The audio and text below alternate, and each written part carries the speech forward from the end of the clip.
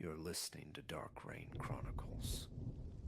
The rain hides many things, but it also remembers. Secrets washed away, voices swallowed by the storm. These are the stories it brings back, and tonight, you will hear them.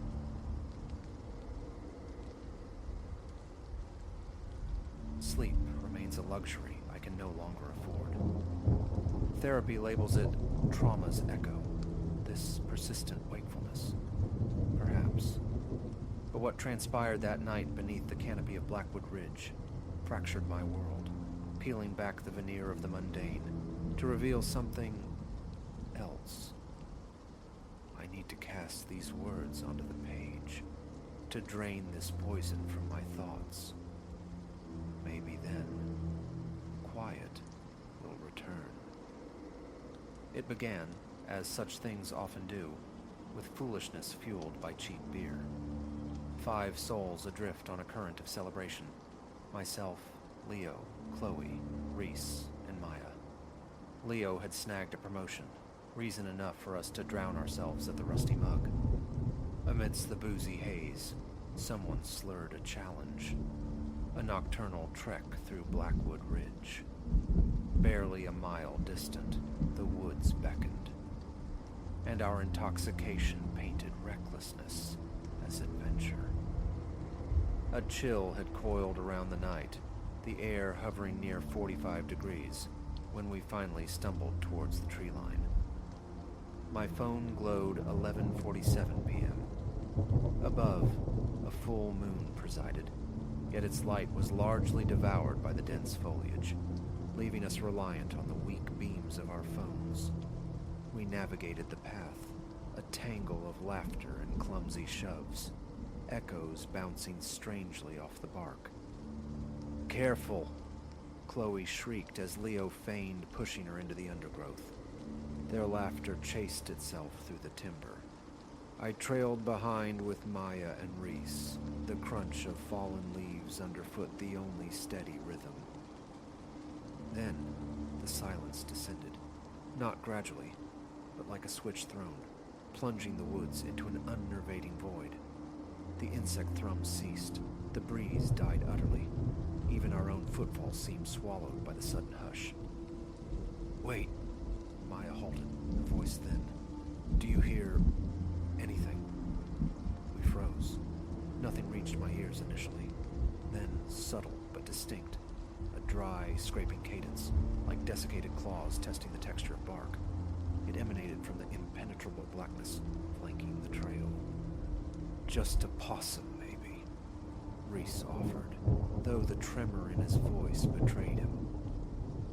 We pressed onward, huddled closer now, the previous levity extinguished. The scraping sound shadowed us, a phantom presence shifting from left to right, sometimes seeming to breathe down our very necks.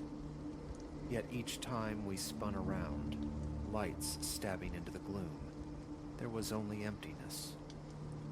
That's when the cabin materialized. It loomed around a bend, a solid black geometry against the deeper shadows of the trees.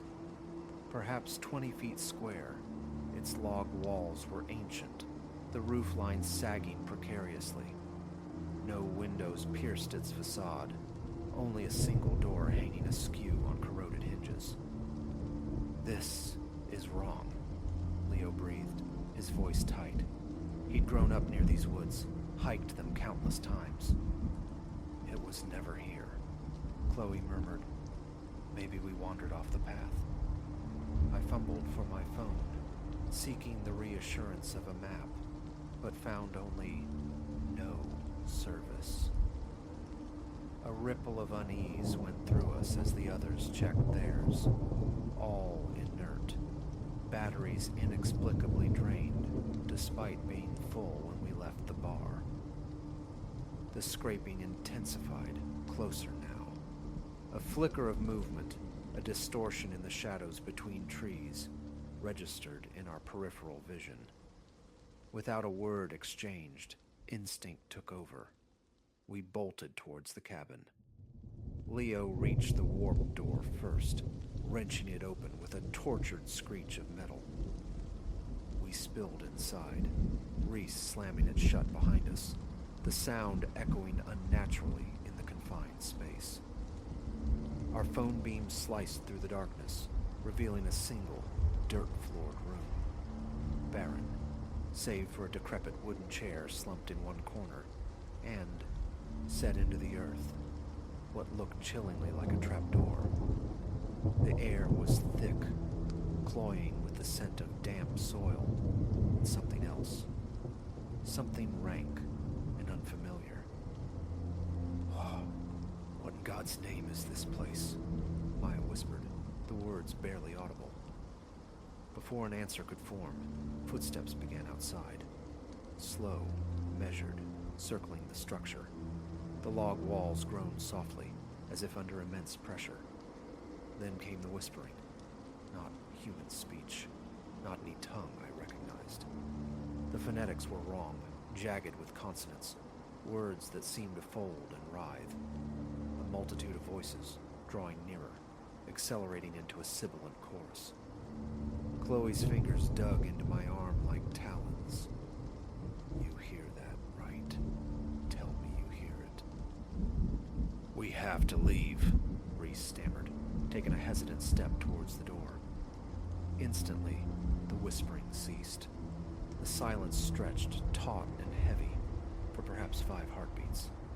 Then, something slammed against the door with enough force to make the entire cabin shudder. Reese recoiled. Chloe screamed a raw, tearing sound. More impacts followed, raining down on the walls, the sagging roof. The ancient logs groaned in protest. Dust and grit sifted down from the ceiling beams. "The trapdoor!" Leo yelled suddenly, already fumbling with the iron ring embedded in the wooden panel. "Help me!" Reese and I lunged, adding our weight. The hatch resisted, then lifted with a grating groan, revealing a square aperture 3 feet across, descending into blackness via crude wooden steps. The assault on the cabin escalated violently. Wood splintered above. Something was tearing at the roof. "Go!" I shouted, shoving them towards the opening. "Now!" Chloe scrambled down first, then Maya. Reese hesitated only a second before following. Leo paused at the lip. "What about you?" "Right behind you. Go!" He vanished into the dark. I turned to follow, but a sharp cracking sound from the main door froze me. I swung my light towards it. Through widening fissures in the splintering wood, I saw impressions. Shapes that defied geometry. Elongated limbs, too many joints, and eyes. Dozens of them, gleaming with cold, internal light. I practically fell down the steps, yanking the heavy trapdoor shut above me, just as the cabin door imploded inwards with a deafening crash. The steps descended maybe 15 feet into a narrow, earthen tunnel. Ahead, the bobbing lights of the others were already receding. I scrambled after them, forcing myself not to dwell on the cacophony from above. The scraping, the chittering clicks, the impossible weight of footfalls on the cabin floor. The tunnel twisted, branched. We plunged blindly down random passages, propelled by sheer terror. The air grew colder, the walls transitioning from packed earth to rough-hewn stone. Water dripped rhythmically somewhere in the darkness ahead. After an eternity compressed into minutes, we slammed into a dead end. Solid rock. No escape. No, this can't be. Chloe sobbed, her body trembling. We spun around, but the sounds were closer now. echoing hideously off the stone confines. The whispers pursued us, faster, frantic, almost gleeful. "Lights out," Leo hissed, his voice barely a whisper itself. "What? Are you insane?" Maya shot back, her voice tight with panic. "Trust me. Kill them." One by one, our weak beams winked out, plunging us into a darkness so absolute, it felt like a physical weight. I pressed my back against the frigid stone, fighting to control the ragged rhythm of my breath. The whispers surged closer. I could smell it now. A miasma of damp earth, decay, and something metallic, like ozone before a storm. A scraping sound echoed just around the invisible bend. I squeezed my eyes shut, a useless gesture in the Stygian black. My heart hammered against my ribs, a frantic drumbeat I was certain they could hear. The scraping stopped, seemingly right before us. I felt a feather-light brush against my cheek, something cold, textured like rough bark. I bit down hard on my lip, stifling a scream. The whispering was intimate now, directly in my ear. I felt breath on my skin, but it carried no warmth. It was chill, like air from a subterranean fissure. Then, as abruptly as it began, it ceased. We remained frozen in that suffocating darkness for what felt like lifetimes. No one dared breathe, let alone speak. Eventually, Reese whispered, his voice cracking. "Are they gone?" The silence stretched, thick and expectant. Finally, Leo risked it, clicking his light back on. The tunnel was empty. We waited another 10 minutes, hearts pounding, before inching our way back through the labyrinthine passages. Disoriented by panic, it took agonizingly long to retrace our steps, but eventually, we found the crude wooden stairs leading upward. Leo ascended first, easing the trapdoor open with infinite caution. The cabin stood vacant. The main door was a ruin of splinters. Deep gouges scarred the log walls, but whatever had inflicted the damage had vanished. We didn't hesitate. We burst out into the night and ran, fleeing back towards the trail, towards sanity. No one spoke. We didn't stop until the artificial glow of streetlights haloed the edge of the woods. The police listened with patient disbelief, of course. A daylight search the following day yielded nothing. No cabin, no disturbed earth where a tunnel might have been, not even rotting timbers or rusty hinges. It was as if Blackwood Ridge had swallowed the entire episode whole. We rarely speak of it now. Reese moved across the country. Chloe and Maya ceased answering my calls, retreating into a shared silence I couldn't penetrate. Leo remains in town, but the jovial man who celebrated his promotion is gone, replaced by someone who seeks solace solely at the bottom of a bottle. I ventured back once, bathed in the deceptive safety of daylight, compelled to find the place, to impose logic on the illogical. Perhaps seeing it again, understanding its non-existence, would silence the nightmares. I found nothing. No misplaced cabin, no hidden trail. But as I turned to leave the oppressive quiet of the woods, I heard it, fleetingly, that dry, chitinous scratching, and beneath it, almost subliminal, the sibilant murmur of whispers. I ran. I haven't set foot in Blackwood Ridge since. Yet sometimes, in the deepest hours of the night, I awaken to the sound of scratching, faint but undeniable, seeming to come from within my own bedroom walls. And if I press my ear close, straining against the plaster, I can almost discern patterns in that impossible, inhuman language. The doctors call it PTSD, prescribe pills to quiet the echoes. But they weren't there. They didn't hear the whispers twist the air. They didn't see what slithered and watched through a splintering door. I commit this account to paper not expecting belief, but as a testament, a warning. Should you ever find yourself walking shadowed paths at night and stumble upon a structure alien to the landscape, resist the urge to seek shelter within.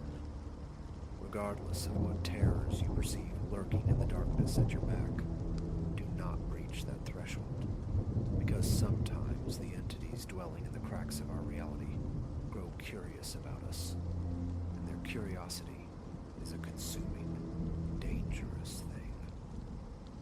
Last night, the scratching returned, but this time felt different.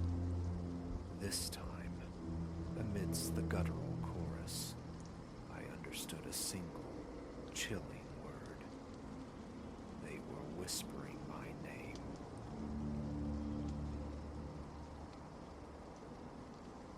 Let me tell you what overtook me just last month, out at the Meridian Motor Inn. 20 years I've wrestled 18-wheelers down asphalt rivers, bunked down in 1,000 roadside boxes, but never have I crossed paths with anything like this.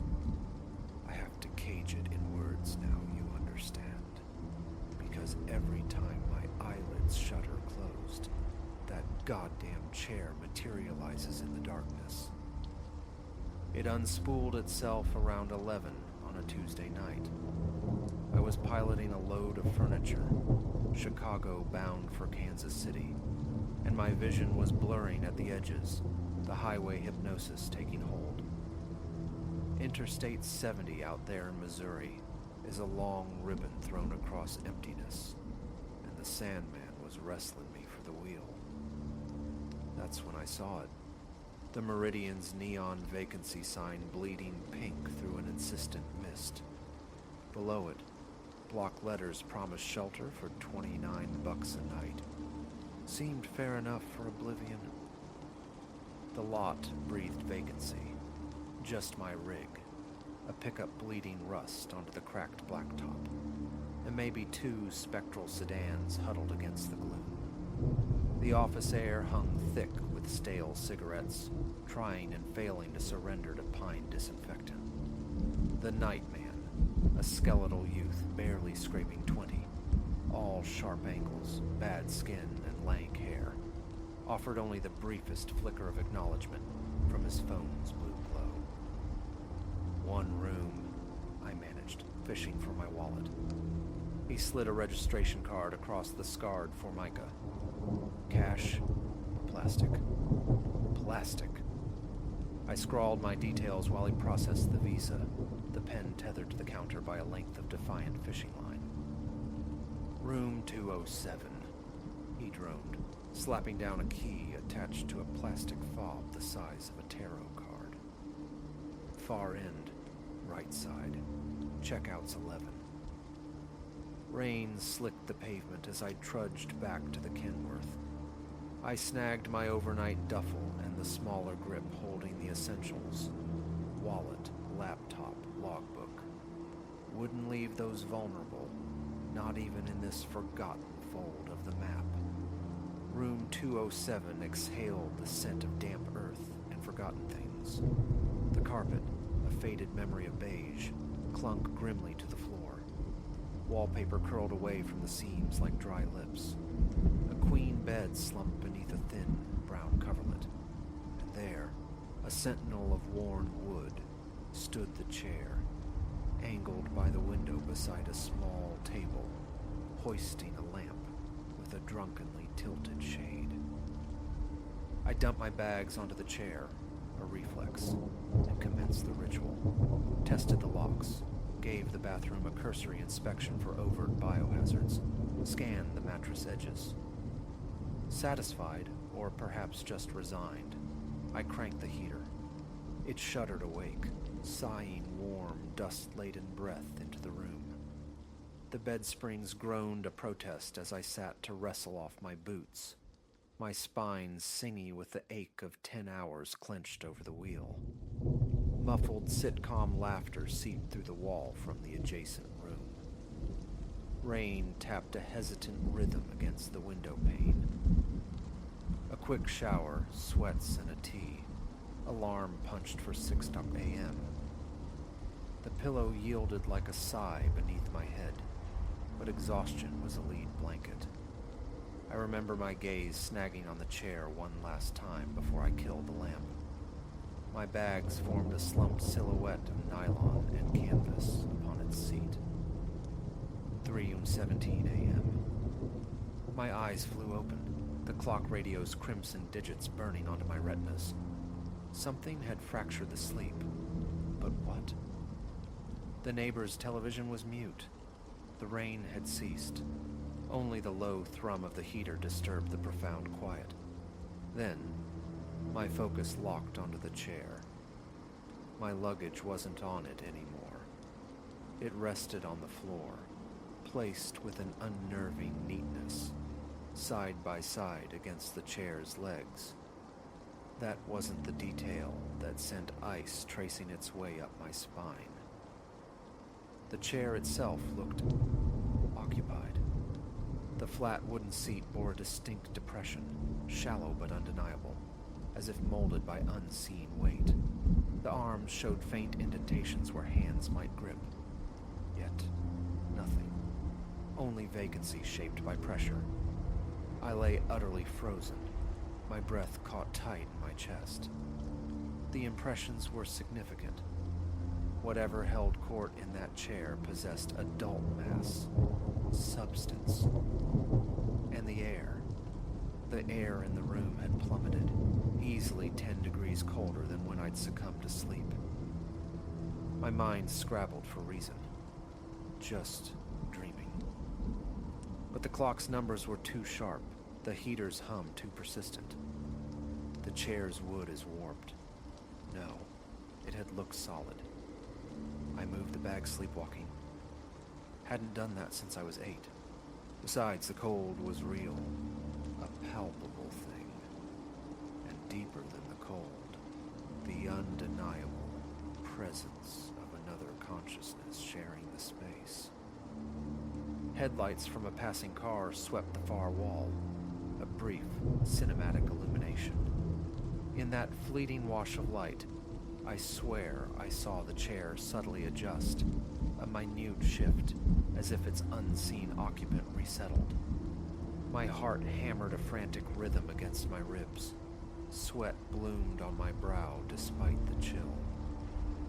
Flight screamed through my nerves, but escape meant traversing the space near the chair. A scream lodged itself, a solid knot in my throat. Time stretched, became elastic. I remained rigid beneath the thin covers, eyes welded to the corner. Was there movement? A flicker in the depth of the seat's depression. A flex in the wooden arms under invisible strain. The dimness, filtered through the cheap curtains, played tricks, perhaps. Or perhaps not. At 3:42 a.m., a sound scraped through the silence, freezing the marrow in my bones. Shoe leather whispering against carpet pile. It originated from the chair's vicinity. Paralyzed by terror, I watched as indentations materialized in the threadbare carpet. Phantom footprints, pressing down, moving away from the chair, advancing toward the bed. Slow, measured, deliberate. The temperature plunged further, stealing breath. Adrenaline finally shattered the paralysis. I erupted from the bed, scrambling backward, colliding with the flimsy bathroom door. My fumbling hand found the light switch, slapped it upward. Harsh fluorescent glare bleached the room. The footprints halted, perhaps 3 feet from where my head had lain moments before. The chair sat vacant, yet the concave shape in the wood remained. Even as I stared, the depression began to shallow, slowly, infinitesimally rising, as if releasing its burden. Simultaneously, new footprints bloomed in the carpet, charting a course toward the room's main door. They stopped. The brass knob turned with a soft click. The door swung inward 6 inches, hung there for a heartbeat, then smoothly closed. The knob rotated back. I stood trembling like a tuning fork for what felt like an eternity. The clock insisted only 10 minutes had crawled by. Finally, automaton-like, I moved. Snatched my bags from the floor. Didn't bother changing. Jammed my feet into unlaced boots. The night clerk glanced up, his face impassive in the phone's glow, as I slammed the key fob onto the counter. "Leaving already?" "Yeah," I croaked, the word ragged. He offered a negligent shrug. "No refunds past midnight." "Doesn't matter." I shouldered through the glass door into the pre-dawn damp, practically sprinting to the sanctuary of my cab. Sunrise was painting the horizon bruised colors by the time I found refuge in a truck stop 50 miles down I-70. I nursed coffee in the bland cafe until the tremors subsided enough for the cup to remain steady in my grasp. I've spent hours since constructing logical scaffolding. Old wood holds strange shapes. Buildings groan. Exhaustion breeds hallucination. Hollow arguments. I know the chill I felt, the pressure I saw, the sound I heard. Something resided in that chair. That particular stretch of highway remains on my routes. I barrel past the Meridian Motor Inn now, eyes straight ahead. Usually, its windows are dark eyes staring into the night. But once, only once, passing late, I saw a faint light illuminating room 207. Through the gauzy curtains, stark against the glow, stood the silhouette of that wooden chair, and it was not empty. The days following that night were punctuated by unsettling echoes. Inexplicable cold spots migrating through my truck's cab for 100 miles. Strange depressions appearing momentarily on the passenger seat when I glanced over. Phantom footsteps shuffling in the empty trailer during mandatory rest breaks. Different specters, perhaps, for another telling. Right now, the chair demands its due. The telling of what transpired in room 207 at the Meridian Motor Inn, lost in a rainy Missouri nowhere. Because I have a manifest for tomorrow. The destination necessitates traversing that same highway. And as I reviewed the paperwork earlier, a detail leaped out, clamping a cold fist around my gut. The delivery address is on the service road paralleling the Meridian, barely 2 miles beyond it. A furniture wholesaler. They're expecting a consignment of wooden chairs.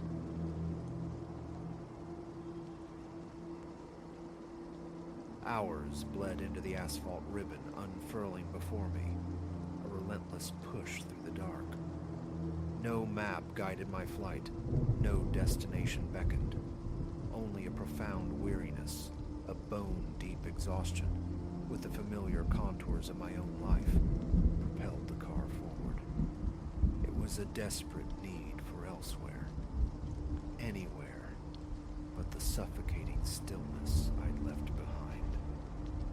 Just the machine's low thrum, the hypnotic sweep of headlights, and a highway whispering promises of oblivion.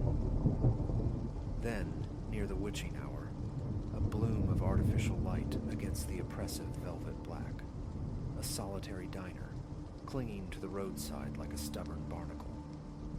Its neon sign, A fractured pulse of pink announced its presence across the void. For miles, nothingness had reigned supreme. Now, this unexpected outpost materialized, and hunger gnawed with sudden insistence. I swung the car onto the cracked tarmac, a lonely vessel joining only a single, rust-pocked pickup truck that seemed welded to the shadows. The entire structure exhaled an air of neglect, a relic adrift from time. Yet, sustenance and a moment's respite were all I craved. A fragile chime announced my entry as the door sighed shut behind me. The interior was stark, vacant, yet meticulously clean, echoing with a profound silence. Behind the long Formica counter stood a woman, perhaps midway through her 5th decade, her silver hair secured in a severe knot, her face a study in impassivity. Her gaze flickered over me, registering my presence with minimal interest, before returning to some unseen focal point. What'll it be? The question emerged flat, devoid of inflection, almost mechanical. Coffee, I managed, voice raspy from disuse. And anything solid you have. A curt nod was her sole reply before she pivoted, movements economical, to draw a mug of coffee from a gleaming urn. I let my eyes drift, absorbing the details, the worn vinyl stools, the faint scent of bleach and old grease, the unsettling tidiness of a place marooned in the immense nowhere. She returned, placing a steaming mug and a plate bearing a simple sandwich before me. Sustenance, however plain. I lifted the mug, the coffee scalded, its bitterness a jolt to the system, yet necessary. As I ate, a prickling awareness crawled up my spine. Her attention, though indirect, felt constant. Each time my gaze lifted towards her, her eyes would dart away, her hands busying themselves polishing an already spotless surface, or adjusting napkin dispensers that required no adjustment. It was a subtle, unnerving choreography. Traveling late, she observed finally, her voice still level, her focus apparently fixed on the percolator's rhythmic sigh. Yes, I clipped, hoping brevity would suffice. Conversation felt like a treacherous path I had no desire to tread. Don't get many folks through this time of night, she persisted, ignoring my taciturn shield. Not solitary travelers, anyway. A non-committal grunt was my only response. Something dissonant hummed beneath her words. Not hostility, but a chilling lack of warmth, an unnerving neutrality. The last bite of sandwich vanished, the final dregs of coffee drained. Relief washed over me, time to escape this strange stillness. But as I rose, pushing back from the counter, her voice snagged me.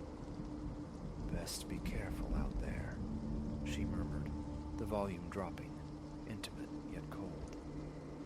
Easy to lose your way on these stretches after dark. I offered another vague nod, a mumbled word of thanks, already turning towards the exit. My hand reached for the door handle when her voice came one last time, sharp, arresting. "If you find yourself turned around, you just come on back. We'll see you right."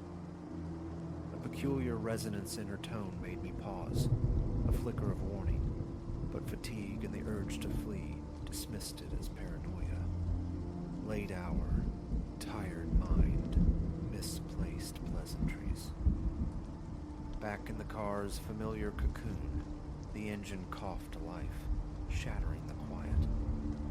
I pulled away, the diner shrinking in the rearview mirror, its lonely light swallowed by the encroaching dark. The road stretched ahead, ink black, illuminated only by the twin beams slicing through the night. I drove, trying to dislodge the uncanny residue the encounter had left, the woman's vacant stare.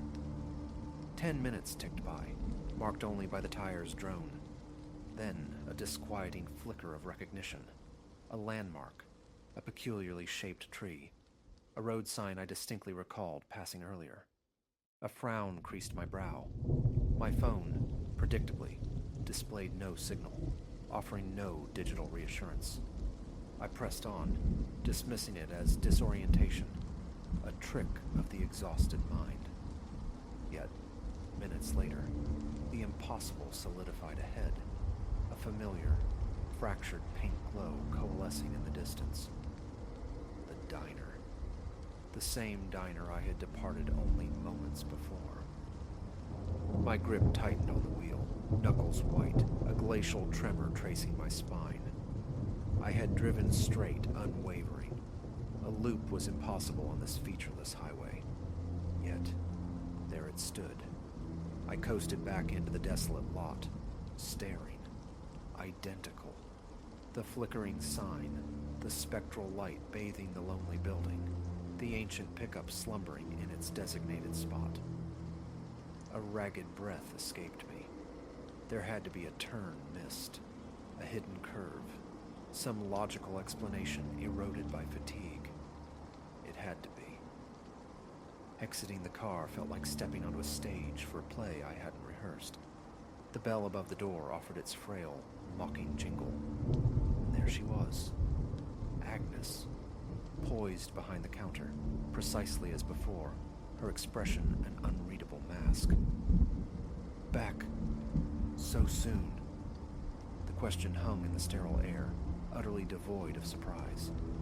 A brittle smile stretched my lips. Seemed to have gotten myself a little lost. She inclined her head fractionally, accepting the flimsy excuse without comment, her eyes unwavering, holding that same dispassionate scrutiny. Defeated, I slid back onto the same stool. There was, after all, nowhere else. Coffee?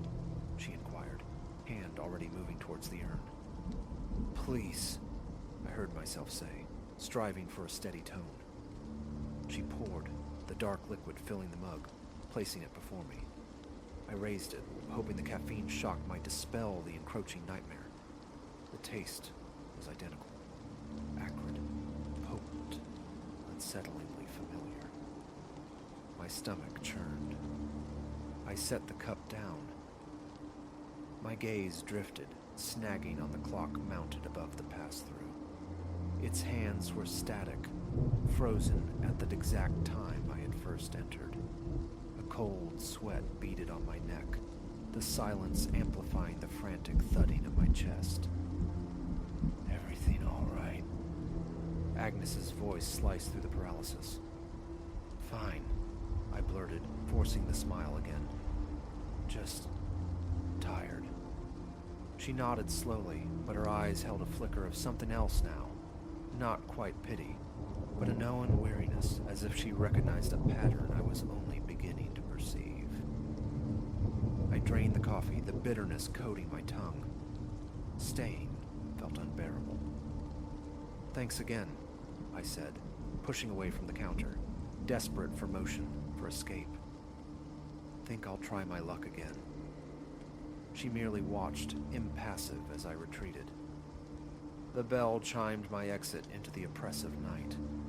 I scrambled into the car, ignition catching, tires spitting gravel as I accelerated away, refusing to look back, focusing fiercely on the center line, willing the road to behave, to lead somewhere, anywhere else. 10 minutes. The highway unspooled, dark and straight. Then, inevitably, impossibly, the phosphorescent glow reappeared on the horizon. The diner. Waiting. My stomach plummeted, hands trembling uncontrollably on the wheel. This wasn't fatigue. This wasn't disorientation. This was a cage. I pulled into the lot for the third time, the engine idling, my mind a frantic scramble. The pickup remained. The sign pulsed its sickly rhythm. The building waited, patient, implacable. Stepping out felt like surrendering. The bell's jingle was a death knell. She stood there, waiting. That unchanging, vacant stare. Back again. The words were not a question, but a statement of fact. I offered no reply this time, unable to summon the energy for pretense. I simply stared back, a profound dread crystallizing within me. Her lack of surprise was the most terrifying thing of all. Expected. Coffee. The word was almost gentle, offering the familiar ritual. No. My voice was a threadbare whisper. How do I leave? How do I get out of here? Agnes regarded me for a long, waited moment, her gaze seeming to penetrate beyond the surface, probing something deeper. A faint sigh escaped her, tinged with what might have been disappointment, or perhaps resignation. Sometimes, she began, her voice low and even, folks find themselves tethered. They drive and drive, thinking they're moving forward, but the road just brings them back. Maybe it's something carried, maybe something left undone. Always, they return. The floor seemed to tilt beneath me. What are you saying? I haven't done anything. I'm just driving. She nodded, but a profound skepticism lingered in her eyes. It isn't always about the doing, she countered softly. Sometimes the heaviest anchors are forged in the things not done. Ice traced its way through my veins as forgotten moments. Regrets pushed deep below the surface, flickered at the edges of my consciousness. I shook my head, denying the implication. This was just a place, uncanny. Yes, but just wood and glass and neon. It couldn't know. I just want to leave, I pleaded, the tremor in my voice undeniable now. Please, just tell me the way out.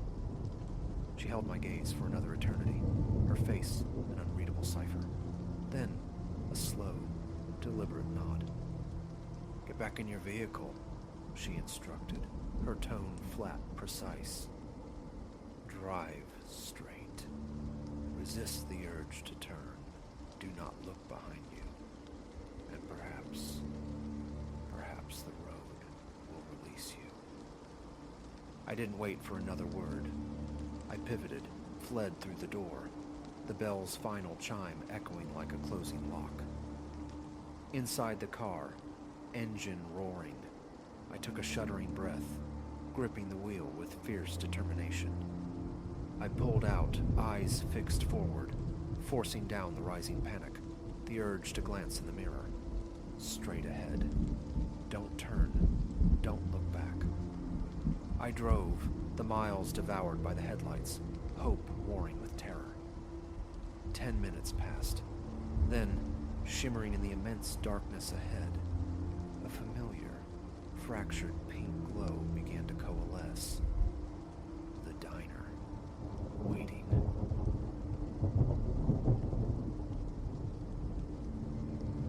3:15.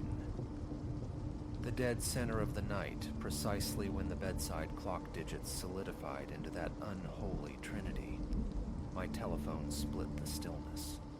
A jagged electronic shriek, tearing through the fragile membrane of near sleep I'd been coaxing. Little comprehension dawned then, in that bleary moment, that this electronic summons heralded not just an interruption, but the overture to a months-long descent into a waking nightmare. My hand, clumsy with sleep, scrabbled across the nightstand, fingers closing around the cool glass. The screen flared, painfully bright. Number withheld. A flicker of logic. Decline. Ignore. Ward with an instinct I couldn't name. I pressed answer. Yes. My voice, a dry husk. Only silence answered, thick and expectant. Then, impossibly close to the receiver, the delicate friction of breath drawn in, held, released. Hello? I tried again, injecting a firmness I didn't feel. Identify yourself. The respiration continued, a soft metronome counting down unknown seconds before the connection severed abruptly. A cold knot formed in my gut as I stared at the blank screen. A crossed wire, surely. Some insomniac fumbling in the dark. Nothing more. But the following night, the clock displayed 3:15 a.m., and the phone screamed anew. The same withheld number, the same pregnant pause, the same intimate sound of breathing. By the third nocturnal assault, anticipation had curdled into a grim readiness. I snatched the phone mid-ring. "Listen," I began, striving for command over the tremor in my voice. "I have no idea who you think you're calling, or what game this is. But it ends now. This is harassment." The breathing pattern shifted, hitched, became ragged, hurried. And then, just as the line clicked dead, a whisper coiled into my ear, so faint it was almost subliminal, yet it froze the marrow in my bones. "We perceive you." Sleep became a forgotten country. Reason insisted it was a prank. Malicious teenagers armed with burner phones. Yet an insidious certainty grew, a fungal bloom of dread. This was something else. The calls persisted, a nightly ritual at the ungodly hour of 3:15. Always a different spoofed number flashing on the screen. Always that disembodied breath, a ghost's sigh in the machine. Blocking them proved futile. They bypassed the barriers. I changed my number, a desperate measure swallowed by futility, when, days later, the 3:15 summons found me again. Eventually, I stopped answering. What difference did it make? Still, the phone would blaze to life in the oppressive dark, vibrating against the wood grain, a silent, insistent demand, before lapsing into voicemail. Voicemail that remained perpetually, chillingly empty. My existence began to fray at the edges. Sleep deprivation fogged my days, carving shadows under my eyes. Concentration shattered like dropped glass. My work faltered. Connections with friends grew tenuous, strained by my deepening withdrawal and jumpiness. A creeping paranoia took root, convincing me unseen eyes tracked my movements, that my steps were shadowed.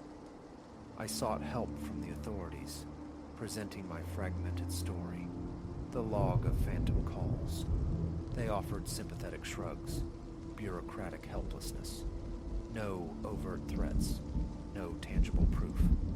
Change your number again, they suggested. Perhaps invest in a new device.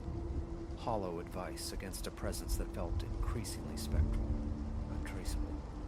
My own frantic online searches for the number's origins dissolved into digital smoke. Untraceable prepaids, ghost accounts, impossible sequences. Weeks bled into months. The nature of the calls subtly mutated. The breathing sometimes gave way to indistinct susurrations, whispers just below the threshold of understanding. Footfalls echoed from some unseen, distant corridor.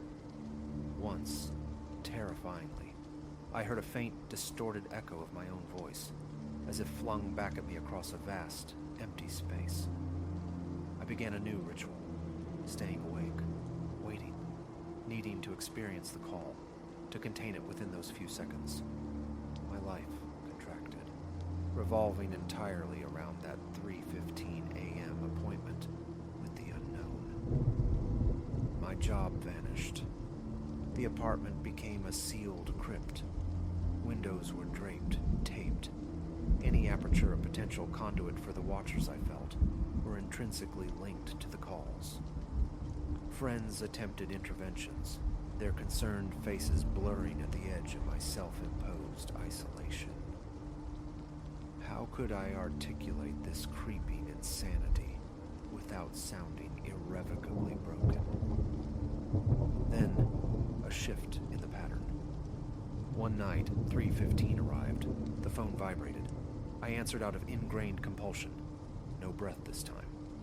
Instead, a voice, warped and synthetic, yet chillingly articulate. "Look outside."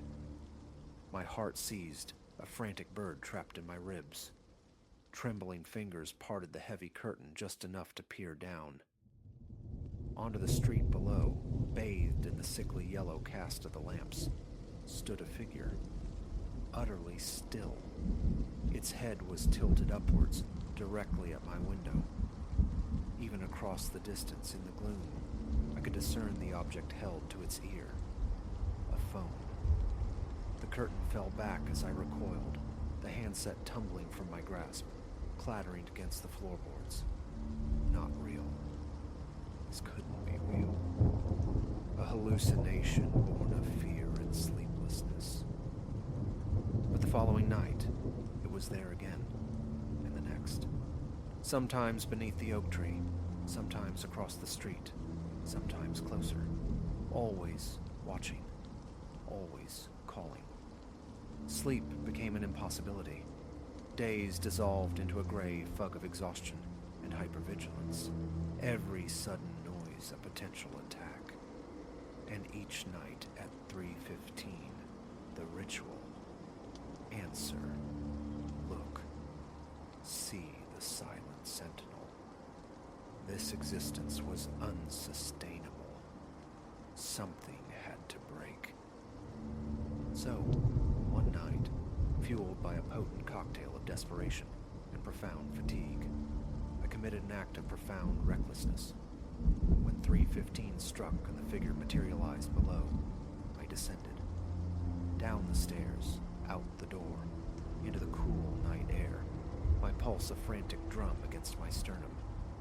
As I approached, the figure remained immobile, seemingly indifferent to my advance. Just standing there, phone pressed to its unseen ear, gazing towards me with eyes lost in shadow. "Who are you?" The question ripped from my throat, ragged and shaking. "What is it you want?" Slowly, agonizingly slowly, the figure lowered its phone. It spoke, the voice seeming to emanate not from its throat, but from the air itself, resonant and multi-layered. "We are you." I blinked, processing the impossible words. "What? That doesn't mean anything." It took a step, moving into a pool of lamplight. I saw its face. My face. But refracted, distorted, as if viewed through flawed, ancient glass. A funhouse caricature. "We are the sum of your unrealized selves," it stated, the voice flat, devoid of human inflection. "Every choice unmade, every path abandoned. We have been trying to establish contact." My head swam. I stumbled backwards. No, this is a dream, a nightmare. The thing wearing my face offered a smile, a grotesque stretching of lips wholly alien to my own expressions. "Oh, it is quite real, Elias. The contact has been made. Now we can commence." "Commence what?" I whispered, dread coiling tighter. "The integration," it replied. "It is time for all the variations of us to coalesce. Time to be liberated." I broke then, turned and fled. Ran with burning lungs and legs screaming in protest, the cityscape blurring around me. Ran until collapse seemed imminent. I finally staggered to a halt, gasping, leaning against the grimy brick wall of an unfamiliar alleyway, the reek of decay sharp in my nostrils. And then I heard it, a phone ringing. My phone. With hands that shook uncontrollably, I retrieved it. Number withheld. 3:15 a.m., I answered. My own voice, twisted and synthesized, filled my ear. "You cannot outrun yourself, Elias. We are where you have been, where you might have gone, and we are coming to reclaim our share." The line went dead. Standing alone in the suffocating darkness of that strange alley, the chilling realization washed over me. This ordeal was not concluding. It was merely entering a new, terrifying phase. Now every ringtone sends a jolt of terror through me. Every reflection holds the potential horror of seeing that distorted other staring back. How it ends, I cannot fathom. If escape is even possible from the selves I never became, the selves now hunting me. All I know is that when the phone rings at 3:15 a.m., a treacherous part of me still feels the pull to answer, because in the wreckage of my life, those terrifying calls are the only anchor, the only thing that still feels undeniably real.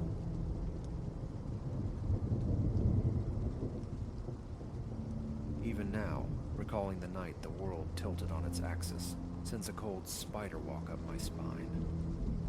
Superstition isn't my vice, and fear rarely finds purchase in me.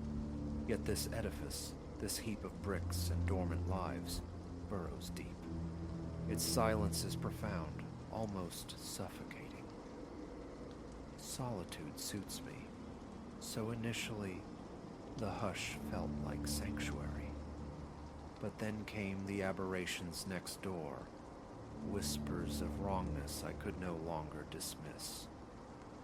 6 months I've resided here, drawn by the modest rent and surprising dimensions.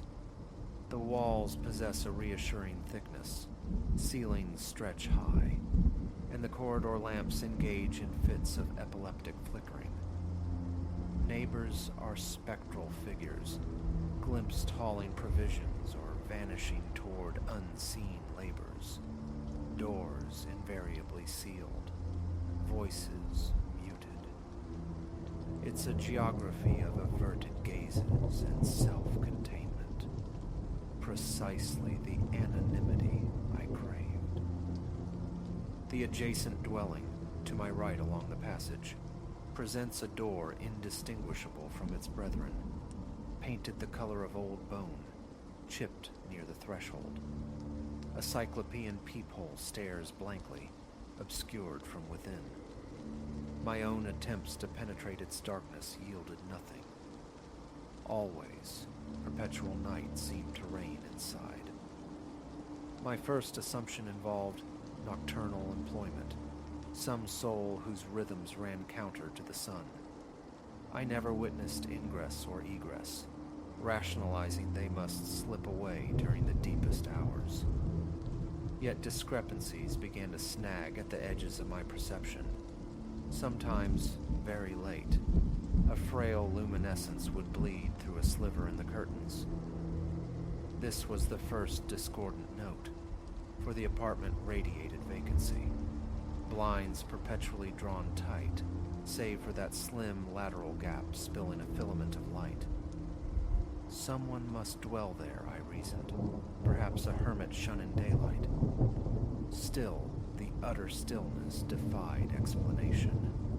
No footfalls, no murmurs, no electronic hum.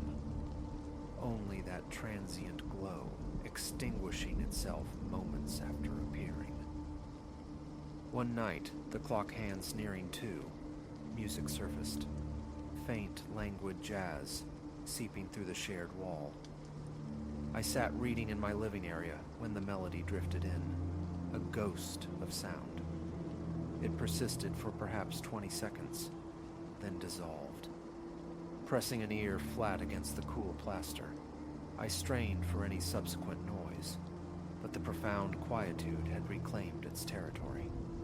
The following day, I lingered in the hallway, listening intently by their door. Silence. The urge to knock warred with a potent unease. Intrusion felt like trespass. I retreated. Several nights hence, the music returned, closer to midnight. My bedroom, I believe, abuts their main room.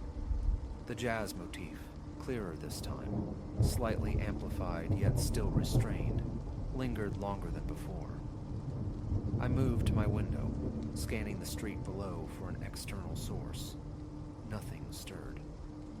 Glancing across the narrow gap toward the neighboring window, I observed the curtains slightly ajar. A dim, warm radiance emanated from within. I watched, motionless, hoping to discern movement. And then I saw him. Tall, clad in somber hues, dark trousers, a long-sleeved shirt. He stood with his back to the window, seemingly contemplating a mirror perched on a table or dresser against the far wall.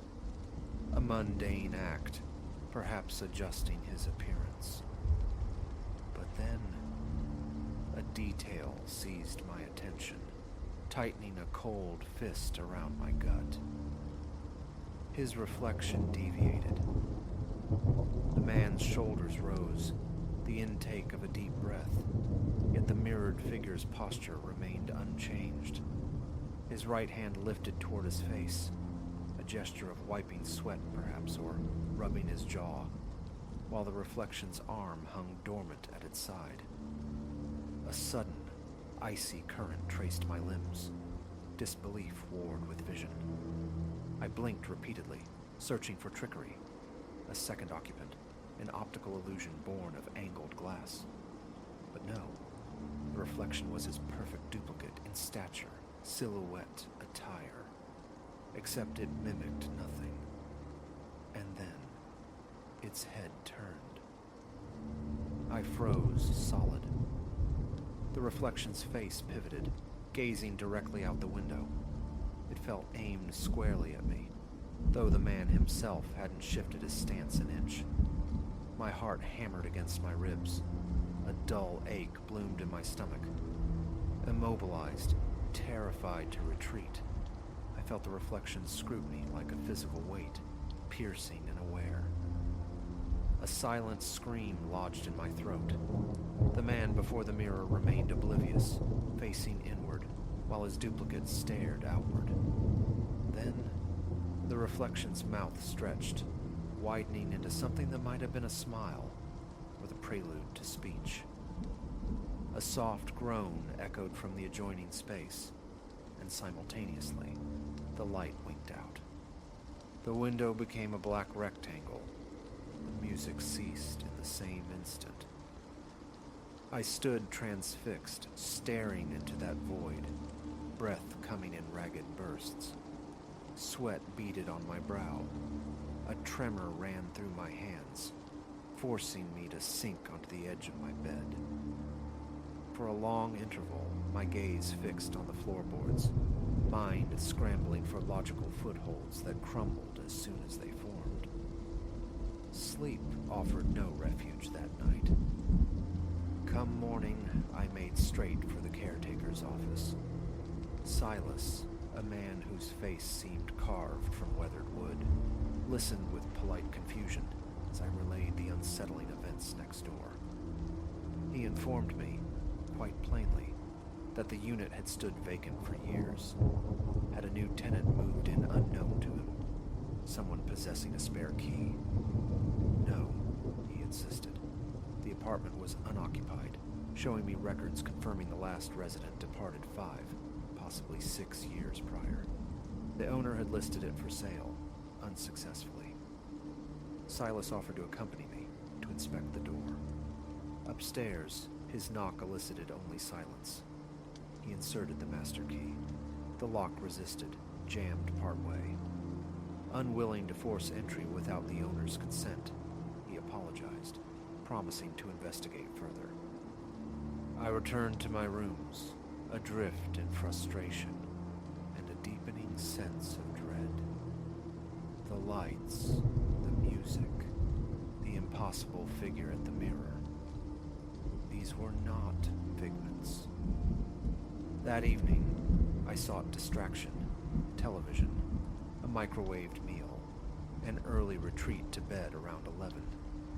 Sleep remained elusive.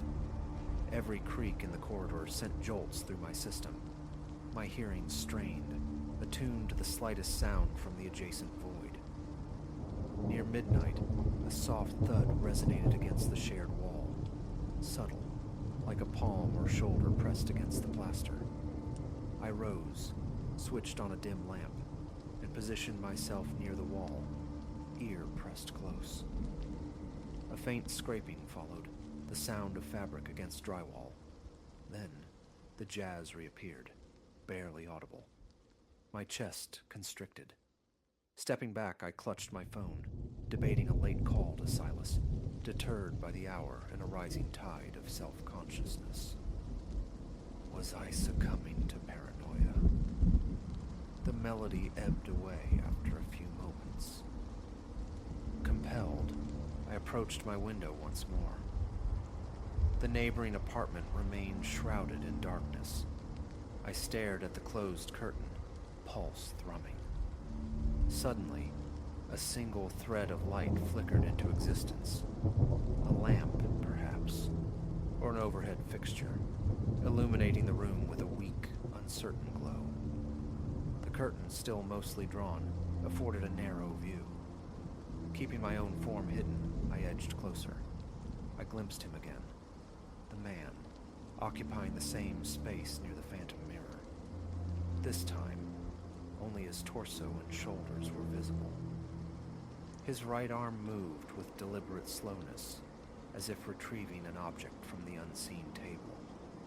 His face remained obscured. A second later, the reflection executed a completely independent motion, leaning forward, peering intently toward the glass. My mouth turned to dust. Paresthesia prickled my hands and feet, the same horrifying mismatch.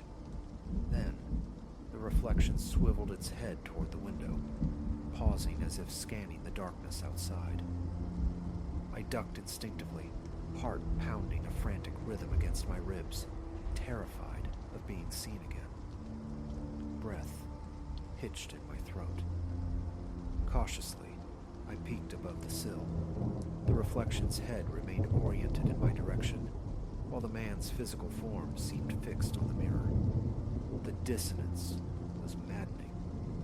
Abruptly, the reflection raised an arm, its finger extending, pointing directly at me. My entire being locked. Movement failed me for a paralyzing second. My legs turned to water, and I stumbled backward, colliding with a stack of magazines, my elbow striking the sharp corner of my desk. A hiss of pain escaped me. When I risked another look, the light next door was extinguished. The remainder of the night unfolded on my sofa, the television murmuring on low volume for companionship. Periodic glances toward the window revealed only blackness, yet the expectation of that glow, that silhouette, lingered. Morning brought Silas changing a bulb in the hallway. I cornered him, recounting the previous night's music and the figure, attempting to articulate the impossible physics of the reflection, the words sounding absurd even to my own ears. Silas appeared perplexed, vaguely alarmed. He was awaiting the owner's return call, he explained. Permission granted, he would open the unit. Could I be present? He acquiesced with a shrug, stipulating non-interference. For days, I consciously avoided looking toward that apartment. The music surfaced once more, deep in the night, but I resisted the pull of the window, anchoring myself to the promise of imminent answers. Silas would unlock the truth. An empty room, faulty wiring, perhaps remnants of a squatter, or forgotten speakers on a timer. I clung desperately to mundane explanations.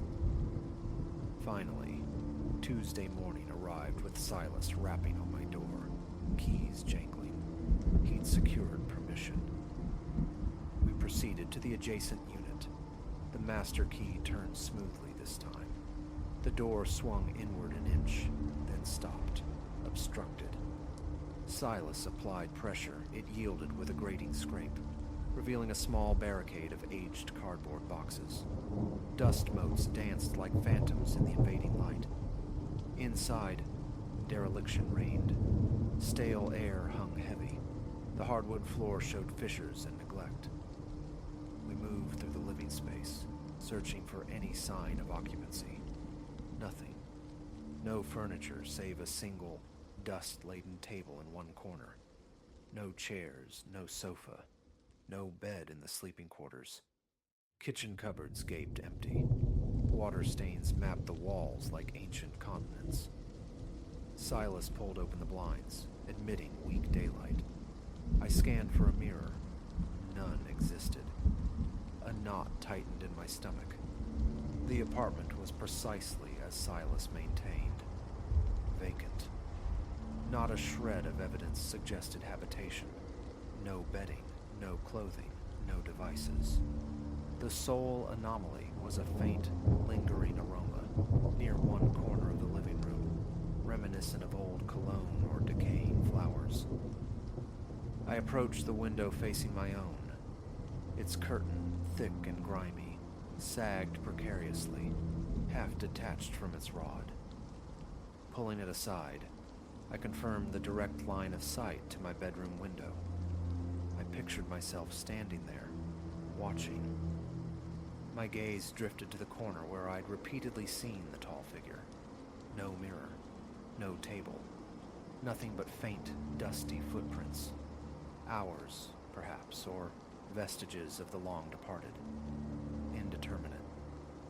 Silas offered a shrug and some platitude about old buildings playing tricks on the eyes, then departed. I lingered, exploring the other rooms, hunting for any fragment of explanation for the lights, the music, the man who wasn't there. I found nothing. Returning to my own apartment, I felt drained, profoundly unsettled. Routine offered little solace. The spectral jazz tune echoed persistently in my mind. Relief warred with a deeper, more insidious disturbance. If the apartment was truly empty, what had I seen?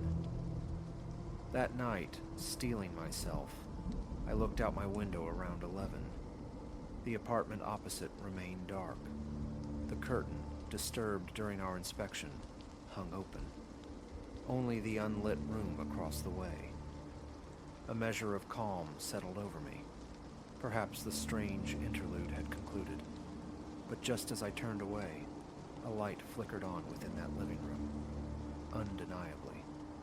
No lamp, no fixture existed there hours earlier. Yet I perceived a dim glow, like a tarnished bulb or candlelight. My heart resumed its frantic cadence. I compelled myself to watch, the air in my room turning glacial against my skin. My neck grew rigid. A tall silhouette materialized, partially eclipsing the faint luminescence. The exact profile seen before. Broad shoulders, long limbs, the same outline. Positioned near the corner, the very spot declared barren that morning. My breath hitched. I waited.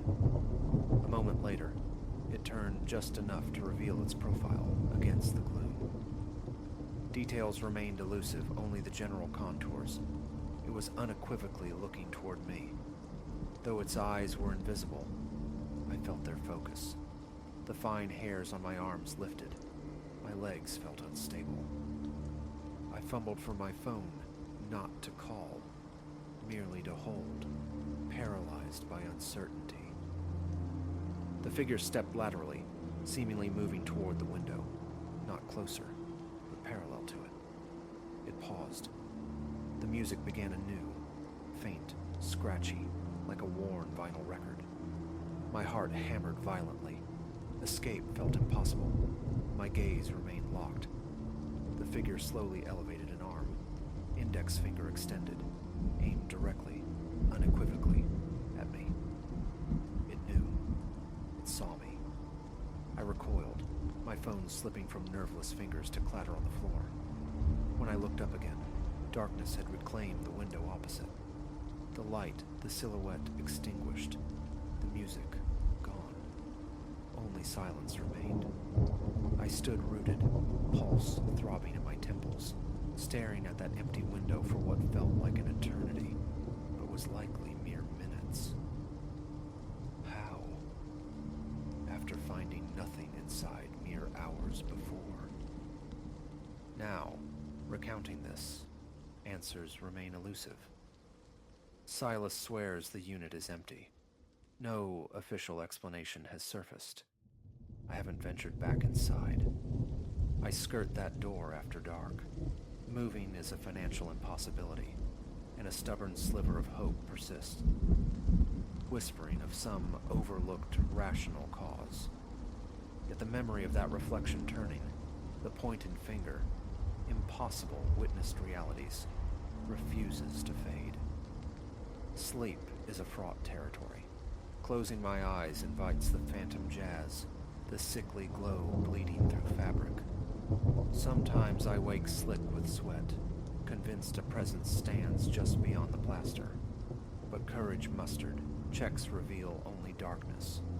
A darkness that increasingly feels observant. The line between reality and something else has blurred. I know only what I saw, what I continue to hear, belief notwithstanding. Denial is futile. Something resides in that apartment, and its insistence on being acknowledged grows stronger. The most terrifying part. I fear I can no longer ignore it. Each night is a vigil, listening for the next sound, dreading the next flicker of light, utterly clueless as to how this ends, or how to make it stop.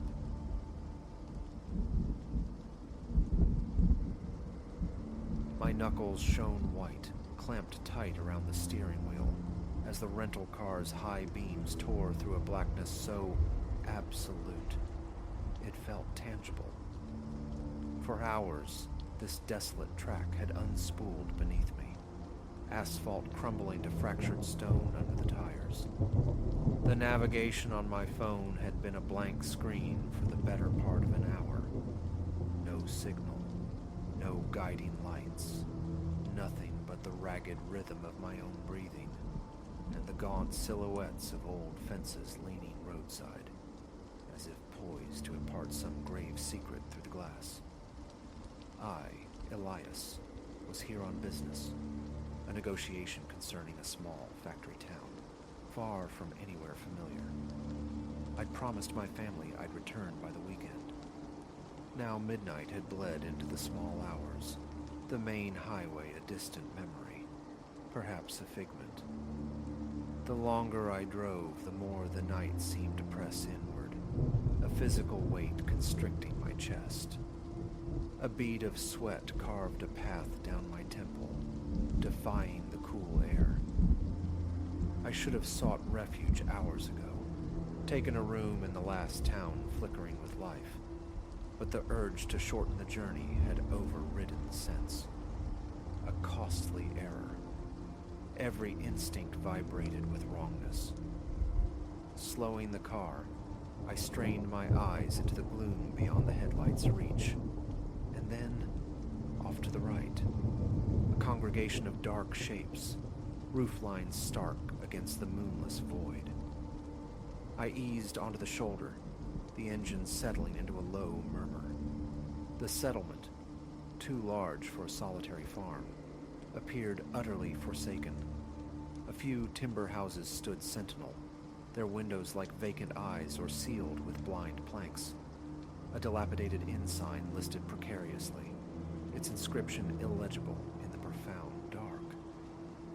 The silence outside wasn't merely an absence of sound.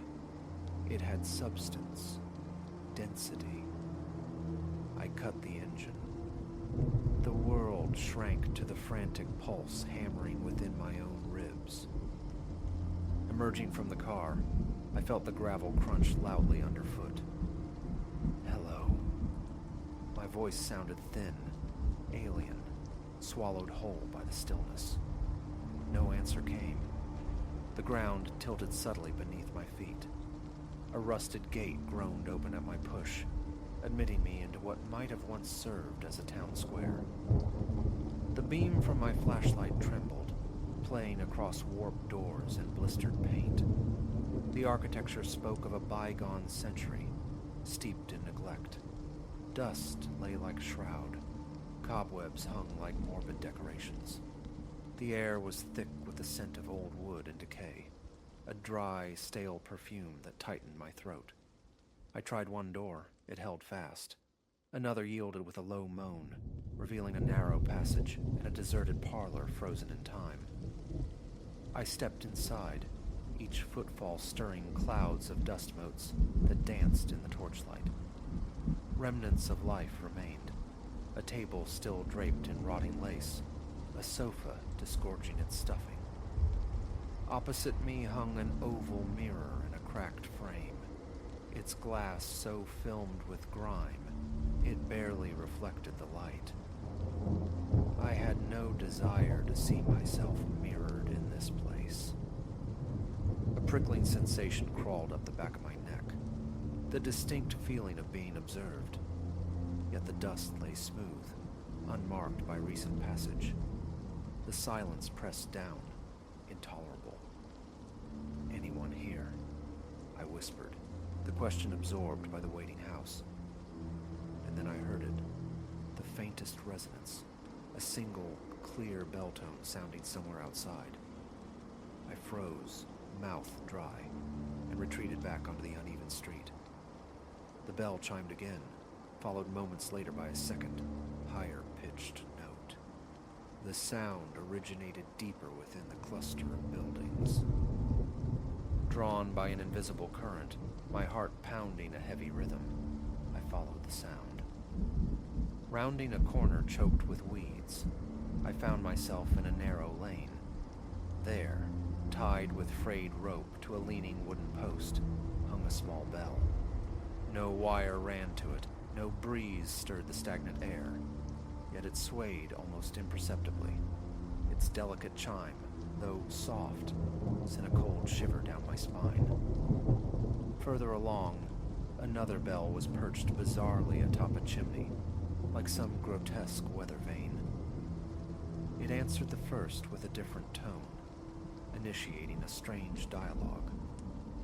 More bells materialized as I ventured deeper, one dangling from a window latch, another tucked beneath a sagging porch roof, a third mounted on a twisted iron hook behind sealed shutters. Each added its voice in sequence, a scattered choir of metallic whispers across the desolation. A tremor started in my hands. My stomach tightened into a cold knot. These bells felt sentient, conversing somehow, and I felt utterly certain they were talking about me. I couldn't remain still. The need to understand was overwhelming. A prank, some forgotten system of alarms. I fought for a rational explanation, but the complete absence of human life, the void where answers should have been, left only the chiming bells. I chose a larger building, a 2-story structure with a listing sign whose faded paint might once have read haberdashery. Slipping inside, I was met with damp, cold air. I picked my way over collapsed shelves. On a counter, I discovered a heavy ledger, its pages brittle and yellowed. The entries were penned in a cramped, archaic script I struggled to decipher, but the dates were clear, decades old. Then, without warning, the record simply stopped. No final entry, no mention of evacuation or departure, just an abrupt halt, followed by empty, ruled pages. Outside, the bells continued their concert, some tinkling faintly, others emitting deep, resonant tones. I sought a moment's respite in a back room where a bare cot remained. I sat, my back against the clammy wall, my legs trembling slightly. My throat was parched. I took a sip from my water bottle, my hand unsteady. The thought of leaving, of finding the car and driving away, warred with a paralyzing uncertainty. Could I even navigate my way out of this maze of forgotten roads? And the bells. They exerted a peculiar pull, a silent insistence that I grasp their secret before I could be released. I forced myself back into the open air. My watch showed nearly 2 in the morning. A fragile crescent moon had risen, casting a weak spectral light on the rooftops. The bells seemed quieter now, their voices scattered throughout the village like seeds sown on the wind. I imagined them hidden in every shadowed nook, behind locked doors, within dusty attics and soot-stained chimneys, hanging from lampposts, long stripped of their lamps, everywhere. As I passed another house, a sudden gust of wind. From where, in this breathless place, whipped grit into my eyes. Rubbing them, blinking through the sting, my gaze caught on a tall, standing mirror propped against a hallway wall, glimpsed through a half-open door. This mirror was different from the one in the parlor. Larger, framed in heavy wood, carved with elaborate, twisting vines. Something about it drew me closer. I slipped inside the house, my flashlight beam cutting through the gloom. The mirror's surface was coated in dust, but I could make out my own silhouette. I stepped forward, raised a trembling hand, and wiped a small patch clear with my sleeve. My own eyes stared back, wide with apprehension. At that precise moment, a single bell chimed, a soft, warm, almost intimate sound, like a whispered word. I spun around, the flashlight beam jerking across the empty room. Nothing. The bell called again, seemingly from somewhere above. Moving into what might have been a kitchen, I found a tiny bell hanging from the corner of a cabinet. It was minuscule, barely noticeable, yet its voice was perfectly clear, like a gentle finger tapping on glass. Instantly, as if in response, other bells outside answered, their tones overlapping, echoing down corridors and deserted lanes, building into a complex, eerie conversation. My heart raced. I stepped backward, retreating towards the hall mirror. I caught my reflection again. For an infinitesimal fraction of a second, I could have sworn I saw another figure standing just behind me, an indistinct shape with hollow eyes. When I whirled around, of course, the space was empty. My skin crawled. The hour was late. Exhaustion gnawed at me. The bells continued their ceaseless calling. And now, was it fatigue playing tricks? Or did I truly hear it? They seemed to shape my name from their layered tones. Alias. Alias. Drawn out in haunting half-notes. My breath came in shallow gasps. I felt sweat trickling down my back. I had to get out. Find the car. Drive until the tank was dry. Anything to escape this relentless chiming. I rushed through the house, back out onto the broken street. In my haste, my foot caught on a loose stone, and I fell hard, scraping my palms raw. The sharp pain grounded me for a moment. Above, the sky seemed closer, the silence between the bell notes thicker, more profound. I started walking quickly, then broke into a desperate run. Around me, the bells seemed to ring faster, not frantically, but following some intricate pattern I couldn't decipher. I darted behind a collapsing stable and nearly ran into another bell, this one tied to an old pitchfork jammed into the earth. I plunged into what looked like a general store, hoping to find something. A tool, a rag, anything to block the sound. Inside, amidst the debris, I found a stack of dusty canvas aprons. I grabbed one and wrapped it clumsily around my head, muffling the incessant chorus. I stood there, panting like a winded animal. Through the grimy window pane, I saw my reflection. The apron made me look absurd. But then my eyes snagged on something else. The reflection of the door behind me seemed wrong. The wood subtly warped, and within that distortion, I glimpsed a pair of eyes that were not my own, gazing out from the mirror-like surface of the glass. I spun around. The door was just a door. Empty. Silent. A deep, resonant clang echoed from the village square.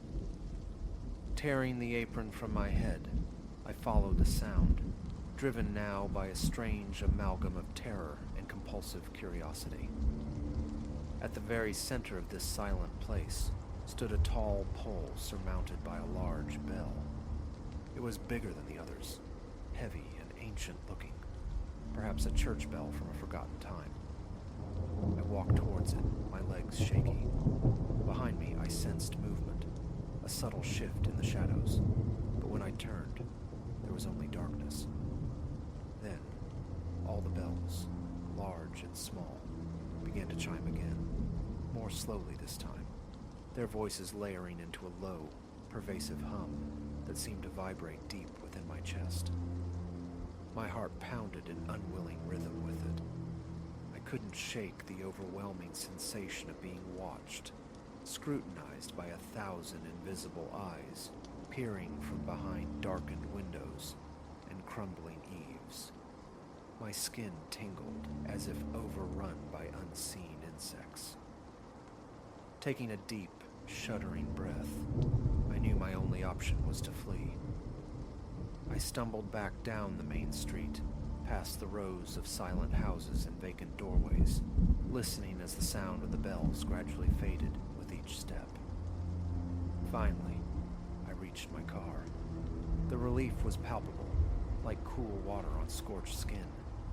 I slid behind the wheel, hands trembling violently, and turned the ignition. The headlights flared to life, illuminating a weathered wooden sign at the village entrance I hadn't noticed before.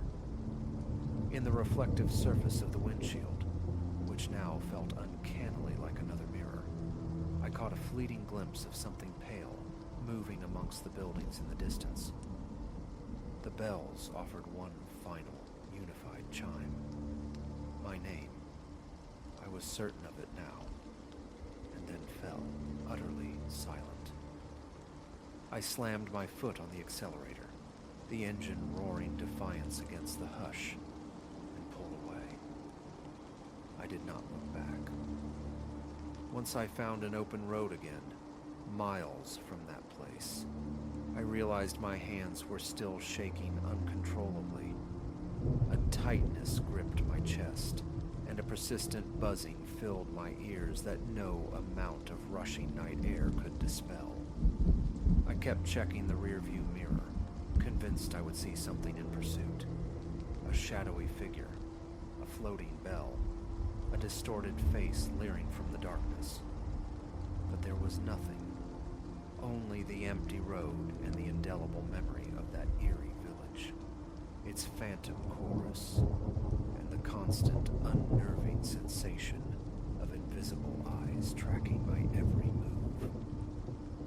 By dawn, I reached a main highway and followed it until the garish lights of a diner appeared like a beacon. Inside, the clatter of cutlery and the smell of coffee felt profoundly alien after the night I had endured. In the restroom, I splashed cold water on my face, the shock momentarily steadying me. Then I looked up, meeting my own eyes in the mirror above the sink. For just a second, I could have sworn I heard it. The faintest, most distant echo of a chime. My reflection seemed to flicker, or perhaps it was just exhaustion. Yet, I couldn't shake the deep-seated feeling that what I had encountered in that village, what I had fled from, was not finished with me. The memory of those bells hummed just below the surface of my hearing, a silent resonance waiting patiently for the right moment to ring my name again.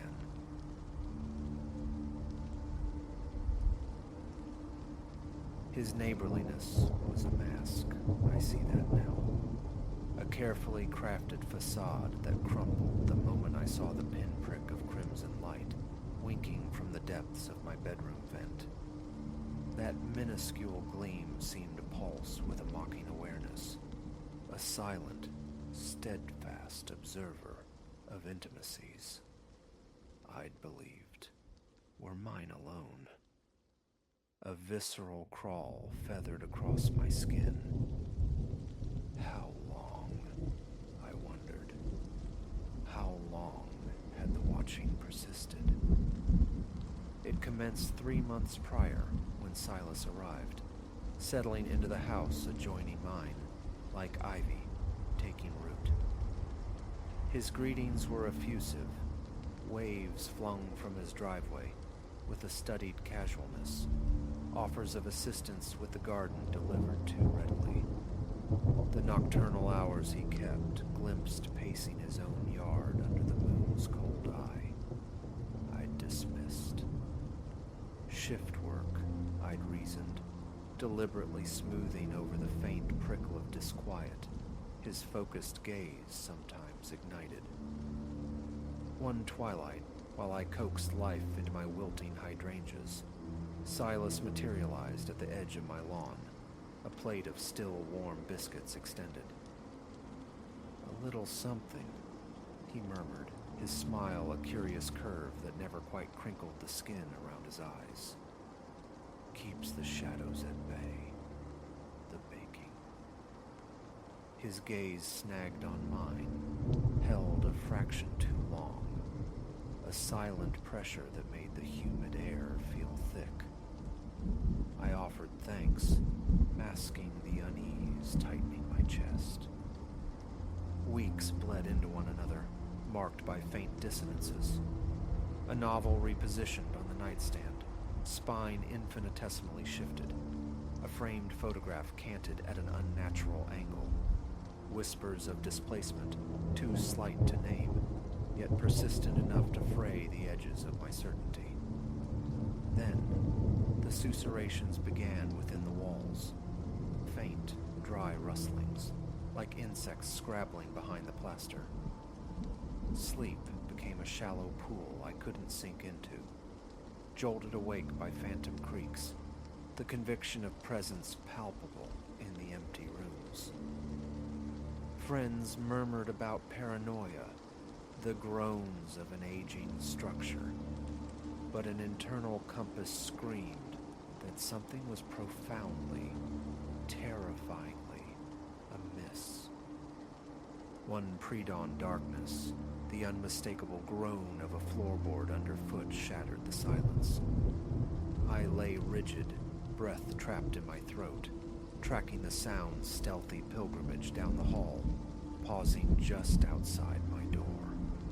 An eternity stretched before retreating steps whispered away, followed by the almost inaudible click of the front latch.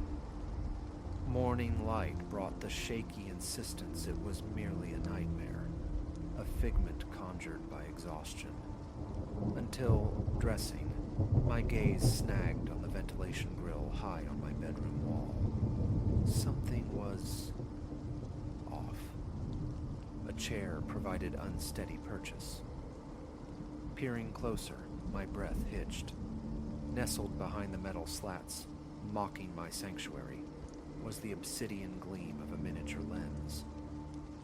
A glacial cold seeped into my bones, my sanctuary violated, my privacy plundered. I scrambled down, limbs trembling, the room tilting. How many? How long? The name formed unbidden. Silas. It had to be. My fingers, slick with sudden sweat, fumbled with my phone, dialing for help.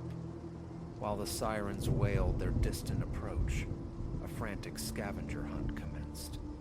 More eyes, embedded in the innocuous curve of the living room lamp, disguised within the digital face of the kitchen clock. Even obscenely, peering from the chrome gleam of the shower head. Each discovery was a physical blow, bile rising in my throat. No corner remained untouched, untainted. Their arrival brought a temporary surge of procedure. Photographs snapped, surfaces dusted with gray powder. They listened, their expressions professionally modulated concern. But naming Silas, voicing the certainty clawing at my insides, elicited only polite skepticism. "We'll certainly investigate, Ms. Vance," one officer offered, his tone placating. "But conjecture isn't evidence." A scream built in my chest, demanding release. But I swallowed it down, offering a numb nod as they gathered their equipment and departed. The house felt contaminated, breathing with unseen watchers. A hastily packed bag, a drive across town to Lena's embrace. Horror widened her eyes as the story tumbled out, her insistence immediate. "You're staying here until they catch this monster." But days dissolved into a week, yielding nothing tangible for the police. No prints, no stray DNA. The cameras, ubiquitous models, untraceable. Silas, when questioned, produced an unshakable alibi for the night of the phantom footsteps. The truth felt slippery, receding. Then, deep in the third watch of the night, Lena's urgent whisper pulled me from a restless doze. "Ilara, someone's outside." Her face was a stark white mask in the gloom, trying the door. We huddled in her bedroom, the rattle of the knob a metallic heartbeat against the silence. Lena fumbled for her phone, whispering coordinates to the dispatcher, while I crept to the window and saw him. Bathed in the sickly orange glow of a streetlight, Silas stood on the lawn, gaze fixed unerringly on my window. Our eyes locked across the distance. A slow smile spread across his lips, the same vacant curve as before. Then he dissolved back into the encompassing shadows, just as the first wail of approaching sirens pierced the night. Another search, another void. The officer's questions held a weary edge. Why would the neighbor follow you here? Doubt thickened the air. Sleep became an impossibility. Silas's smiling face was imprinted on the backs of my eyelids. Every nocturnal house-settling sound became his footfall. Lena's worry was a palpable thing, a shared exhaustion settling over us like dust. I couldn't remain a fugitive in my sister's home, tethered to a fear the world refused to validate. My return was defiant, a conscious act of reclaiming territory. Lena pleaded, called it madness. "He won't drive me out," I insisted, the words tasting like bravado. The house stood bathed in incongruous afternoon sunlight, outwardly unchanged. Yet stepping across the threshold felt like entering a compromised space, the air thick with remembered violation. My first act, a meticulous, room-by-room sweep for new intrusions. Nothing. The absence of discovery was almost more unnerving, the known threat replaced by an amorphous, pervasive sense of being exposed. Nights were vigils, sleep a shallow, easily disturbed surface. Days crept by, the silence stretching taut. A fragile sense of normalcy began to tentatively sprout. Then, one evening, tending to the defiant green of my porch plants, a mirror image of that long-ago twilight with biscuits, a flicker of movement from his window caught my eye. Silas, watching. He lifted a hand, a slow, deliberate wave. That smile. I recoiled, dropping the watering can, stumbling back inside, the lock clicking sharply. My hand hovered over my phone, the impulse to call instantaneous, yet futile. What crime was a wave? A notification chimed, an unfamiliar email address. My fingers, suddenly clumsy, tapped it open. Ice water flooded my veins. Images. Dozens. Me. Inside my house, oblivious. At my desk at work. Browsing shelves in a bookstore. Some predated the camera discovery. Others were chillingly recent. The final photograph stopped my breath. Me. Right now. Framed in my own living room window. Captured mere moments ago. Below it, 5 stark words. I'm always watching. The phone slipped from my grasp, clattering onto the hardwood. The familiar walls pressed inward, suffocating. It wasn't just the cameras, the intrusion. It was the eradication of sanctuary, the poisoning of peace. This would never end. He would never stop. How could safety ever exist again? Even escape felt futile. The threat wasn't the house. It was him. As dusk bled through the windows, painting long, skeletal shadows across the floor, I remained inert, paralyzed by a fear that had become my atmosphere. In the burgeoning darkness, a single question resonated. In a world wired for observation, where does one truly hide? The phone's screen flickered, catching my eye. The email remained open, its gallery of stolen moments, a testament to my captivity. Reason dictated I call the police, present this undeniable proof. Yet a weary cynicism questioned its efficacy. If they couldn't apprehend him before, what leverage did pixels truly offer now? Movement outside. Footfalls ascending my porch steps. A silhouette gliding past the window. Then, a soft rapping, knuckles against the wood. Alara. Silas's voice, smooth, solicitous. Saw your light. Everything all right over there? Silence was my only shield. I sat frozen in the deepening twilight, the frantic pulse in my ears drowned out only by the faint, rhythmic scrape, scrape, scrape of fingernails against the wood of my front door. Waiting. Watching. Forever.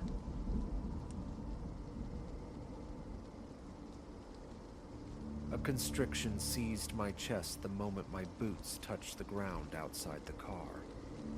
The air hung sodden, thick with the aroma of ancient wood and decomposing leaves. My friend's cabin perched precariously at the head of a precipitous trail, encircled by pines that pierced the late afternoon sky like obsidian shards. Gazing towards the summit above, I observed swirling skeins of fog drifting in languid circles, a sight that churned my stomach despite my attempts to embrace the promised relaxation. It was just fatigue from the long drive, I insisted to myself. Yet an undeniable disquiet emanated from the mountain itself. Liam, my friend, materialized beside me, a hearty clap landing between my shoulder blades as he urged me indoors before the mist thickened into an impenetrable shroud. Wordlessly, I followed him onto the narrow porch, its aged planks groaning a protest beneath our weight. The cabin's interior offered a claustrophobic embrace. A diminutive living area bled into a tiny kitchen, flanked by a single bathroom and 2 sleeping quarters. Liam confessed he'd been escaping here most weekends, extolling the virtues of the vistas and the clarifying power of isolation. My eyes scanned the shelves veiled in dust, the bulb overhead sputtering erratically, the windows choked by heavy drapes. An aura of staleness permeated everything. Nevertheless, I forced a veneer of casualness. We deposited my bag in the spare room before settling at a scarred table for a swift meal. Through the window panes I noted a spectral blurring, as if the fog outside had breathed upon the glass. though the evening wasn't particularly cold. Liam waved it off, murmuring about the mountain's breath seeping into every fissure. Nothing to fret over. Dinner concluded, I retreated to my room, anticipating blessed quietude. Sleep, however, proved elusive. Outside, the wind had roused itself, howling a mournful dirge through the skeletal branches. A sliver of window remained open, admitting a chill draft that kissed my face. With each violent gust, the cabin's very structure seemed to exhale low groans, a rhythmic cadence of creaks and sighs that punctuated the darkness. Lying supine, I stared at the ceiling, consciously slowing my respiration until, sometime near midnight, my eyelids grew heavy and I succumbed. How long I slept remains unknown. An alien coldness brushed my cheeks, jolting me awake. Tendrils of opalescent mist coiled within the room, obscuring the familiar contours. I pushed myself upright, blinking furiously against the haze, struggling to orient myself. Then I saw it. A silhouette materialized beside my bed. A frantic drumbeat commenced against my ribs.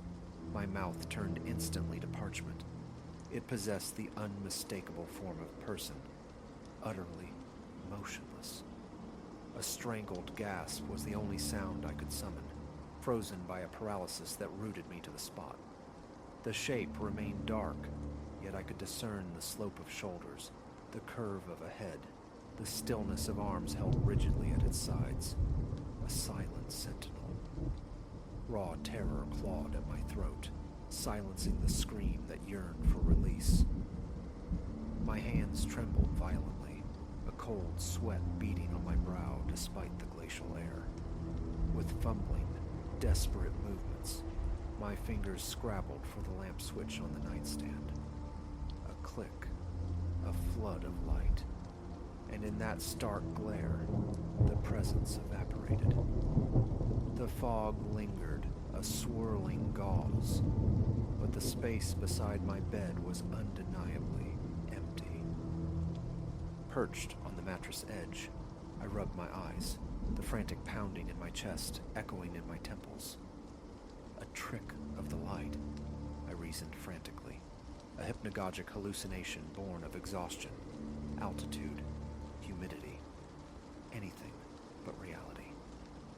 Forcing myself back beneath the covers, I drew the sheets tight to my chin, my gaze fixed on the shadowed corners until the first frail light of dawn painted the mist outside the window. At breakfast, I ventured the question, had Liam ever witnessed anything unusual in the cabin after dark? He offered a dismissive chuckle, shaking his head, attributing my experience to the trifecta of altitude sickness, dehydration, and the fog's notorious capacity for illusion. I offered no argument, though a persistent tremor lingered in my hands, my mouth still parched. Liam pressed a bottle of water upon me, suggesting a brief hike to dispel the lingering phantoms. Thinking the crisp air might indeed help, I acquiesced.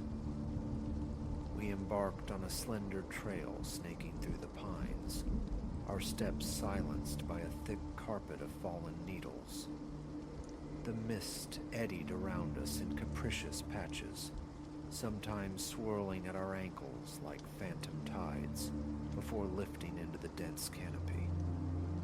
I tried anchoring myself to the physical act of walking, the pressure of my boots on the yielding earth, the nascent burn in my calves, the sharp snap of twigs underfoot.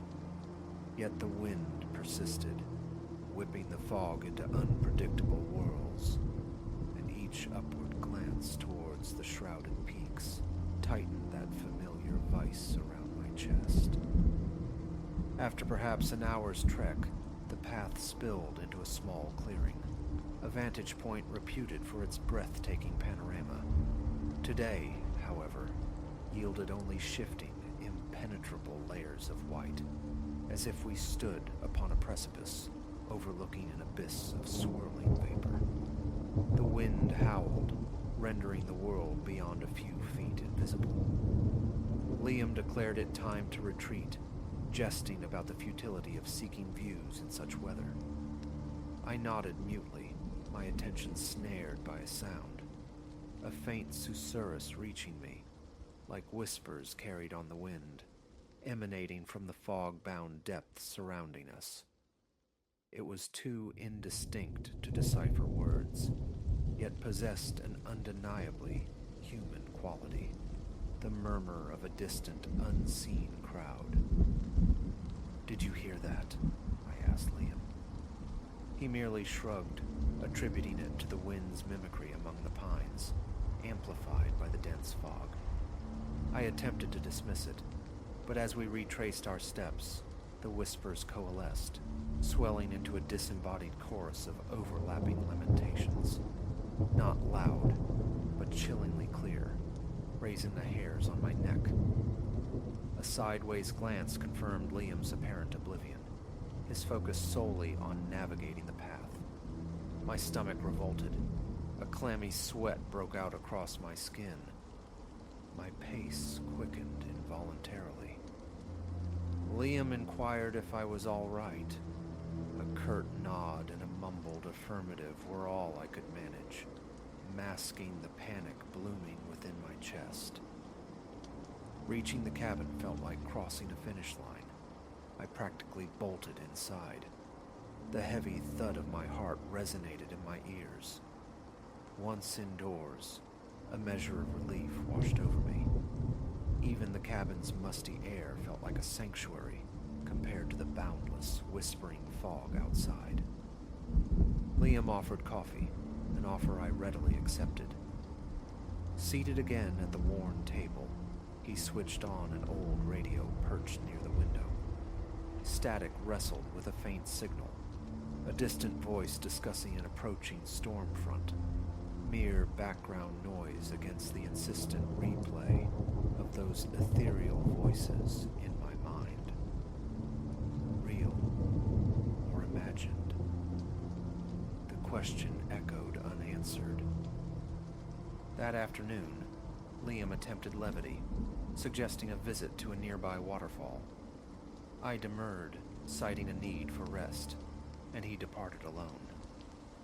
Left to myself, an oppressive silence descended upon the cabin. Seeking air, I stepped onto the porch. The fog had momentarily recoiled, revealing the wooden steps and a patch of rocky earth. Taking a deep breath, I willed my nerves to settle. A faint dripping sound drew my attention to the side of the cabin, where water trickled from a gutter, pooling at the foundation. The damp, earthy smell intensified. Behind me, a branch snapped. My pulse leaped. Whipping around, I saw only the shifting curtain of fog and the dark sentinels of the trees.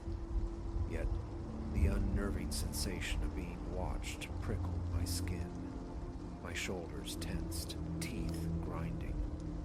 For several heartbeats, I stood rigid, expectant. When nothing further occurred, I retreated inside, securing the lock firmly behind me. As afternoon bled into evening, the clouds outside assumed a bruised, darker hue. Liam returned, reporting the waterfall diminished to a mere trickle, and inquired about my state. A non-committal shrug was my only reply. He proposed building a fire in the small hearth. I agreed, hoping the warmth and flickering light might soothe my frayed nerves. We gathered logs, coaxed them into flame, and settled onto the couch. The fire crackled, casting dancing shadows. Hypnotic tongues of fire writhed. Conversation faltered.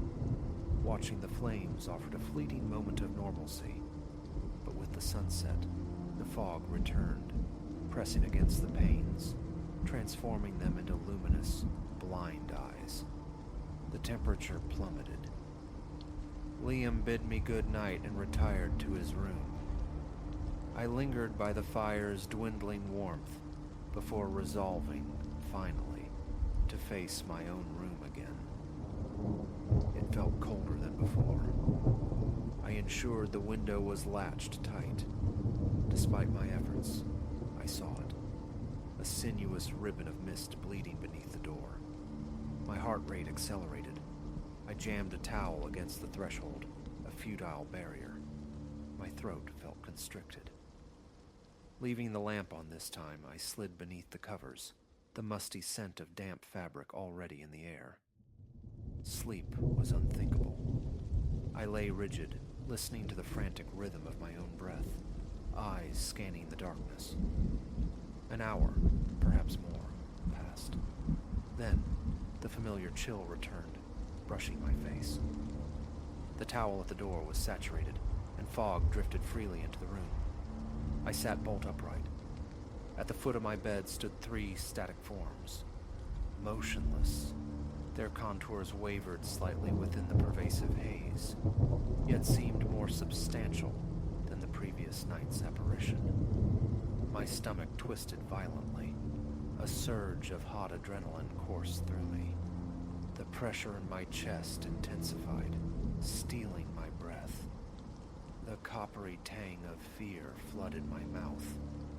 A primal urge to cry out for Liam warred with the paralysis of terror. The dreadful certainty that any sound would compel them closer. My hand, shaking uncontrollably, flailed towards the bedside lamp. In the sudden, harsh illumination, the room was empty once more. The fog eddied, disturbed, but the figures had vanished. Reaching for my phone yielded only a dead icon. No signal. Driven by a desperate need for control, I flicked the lamp off, then on. Off, on. Testing the darkness, half expecting their return. Sweat slipped my back. Nothing. Eventually, I lay back down, though my heart refused to slow its frantic pace. Morning found me confronting Liam, the words tumbling out. People, figures, standing in my room. He offered the same tired litany. Illusion, fog, altitude, my mind playing tricks. This time, however, a distinct annoyance colored his tone, as if my fear was a personal affront to his cherished mountain sanctuary. Departure was imperative, yet a stubborn fragment of my psyche resisted, needing to prove, if only to myself, that sanity remained intact. Liam left for supplies. I stood on the porch, gazing at the peaks swathed in their customary gray shroud, the air feeling heavy, charged. A decision formed. I would venture out alone. Grabbing a flashlight and water, I chose a trail unexplored the previous day. This path proved narrower, strewn with rocks, the footing treacherous. The fog enveloped me swiftly, reducing visibility to mere yards. Silence reigned, broken only by the crunch of my own steps. Then they began again. The voices. Softly at first, a low murmur, then swelling in volume, wave upon wave, until I felt surrounded by an invisible multitude. My heart hammered against my ribs. Dizziness threatened. Tensing, I crouched low, sweeping the flashlight beam in frantic arcs. The light pierced only shifting veils of white. "Hello," I called out, my voice thin, trembling. The echo returned warped, distorted, followed by what sounded chillingly like whispered replies, unintelligible, yet undeniably responsive. Panic surged, hot and suffocating. I spun around, desperate to retreat. Each step back towards the cabin felt weighted, my boots slipping on the damp leaf litter. The wind escalated, and the voices seemed to rise with it, a cacophony just beneath the threshold of comprehension. My hands shook, flashlight beam fixed rigidly on the ground to prevent a fall. Somehow, I found my way back. The cabin door slammed shut behind me, the lock clicking into place with desperate finality. I paced the small living room, gasping for breath, clothes clinging damply to my skin, a deep chill settling into my bones. Liam returned an hour later, laden with groceries. I recounted my experience on the trail. His expression held a flicker of concern, quickly masked by his usual dismissal. Altitude, damp, cold, rest, the familiar refrain. Words failed me. One more night, I resolved grimly, then escape. That evening, we attempted distraction with an old movie on a small, fuzzy television. The poor reception was almost welcome, a static-filled buffer against my thoughts. Outside, the wind raged, rattling the window panes with renewed fury. Around 10, Liam announced his retreat to bed. I remained, staring blankly at the flickering screen until my eyelids drooped with exhaustion. Entering my bedroom, I immediately saw the damp patch spreading from beneath the door, the musty odor stronger now.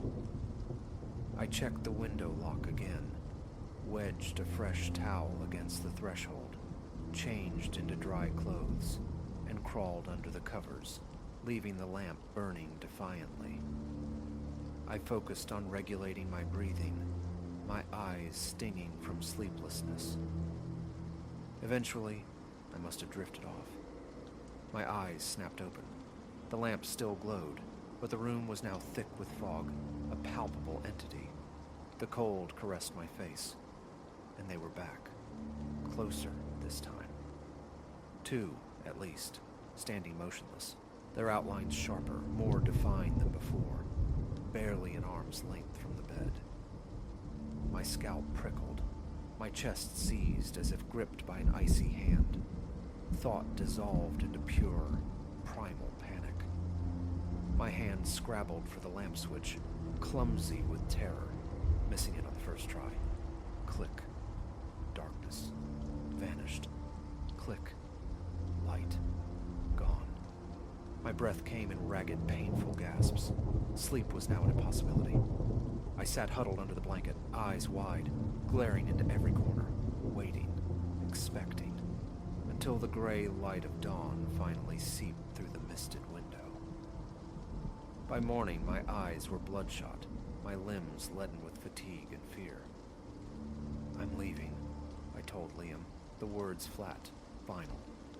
He attempted persuasion, another night. Perhaps it would pass. But the cabin, the mountain, the fog, they felt saturated with something malevolent. I didn't care anymore if he thought me unhinged. Bag packed, I walked numbly to my car. Standing by the driver's side door, I risked one last look upwards. The peak remained hidden, veiled by its heavy gray shroud. The air felt thick, oppressive. For a fleeting instant, carried on the wind, I thought I heard them again. Those distant, sorrowful voices. Nausea churned within me. Forcing the car door open, I slid inside. Liam waved from the porch. Engine ignited. I cast a final glance at the cabin, then pulled away. As I navigated the rough descent, a gradual loosening occurred. The frantic pounding in my chest subsided. The tension in my shoulders eased. With each mile that distanced me from that summit, the fog thinned, relinquishing its grip. Reaching the main highway felt like surfacing for air. Sunlight streamed through scattered clouds. I could breathe again. What transpired up there remains an enigma. Liam would rationalize it all. Hallucinations, altitude, suggestion. Perhaps. But the mountain hadn't felt inert. It felt sentient, watchful, aware of my intrusion. I harbor no desire to return. Even now, the memory of those silent, encroaching figures sends an involuntary shiver down my spine. Some places are best left undisturbed, their mysteries unexplored. I intend to keep my distance permanently.